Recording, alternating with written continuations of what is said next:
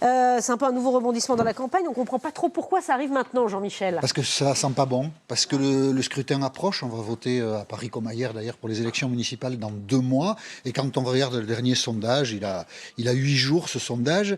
Anne Hidalgo est toujours en tête.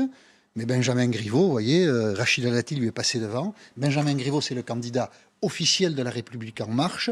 Il n'y a pas de dynamique pour Benjamin Griveaux. Il y avait un potentiel électoral important autour d'Emmanuel Macron. Emmanuel Macron fait 35% des voix lors du premier tour de l'élection présidentielle à Paris. Donc il y avait un potentiel important. Benjamin Griveaux ne le trouve pas. Et du coup, les dirigeants de La République En Marche se disent il faut exclure Cédric Villani. C'est-à-dire dire aux électeurs potentiels d'Emmanuel Macron, vous savez, il n'y a qu'un bon candidat de notre camp, c'est Benjamin Griveaux. Donc il faut exclure du parti Cédric Villani s'il persiste à être candidat, en espérant que l'électorat macroniste quittera Cédric Villani, 13% d'intention de vote, pour se reporter sur Benjamin Griveaux. Voilà le calcul, on en est là. Bon, si Cédric Villani ne veut rien lâcher, qu'il est exclu du parti, qu'est-ce que ça va changer? Alors, Cédric Villani, si, malgré le fait qu'il soit exclu du parti, continue à être candidat, sans doute ça ne changera rien. Parce que le fait qui est important pour l'élection municipale à Paris, c'est que Benjamin Griveaux, ancien porte-parole du gouvernement, jeune homme dynamique et plein d'avenir, n'a pas réussi à lancer sa campagne.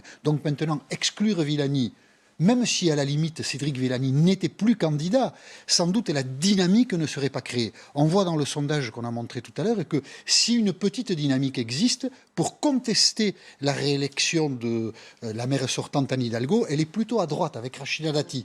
Elle n'est pas à La République En Marche, donc c'est un peu tard.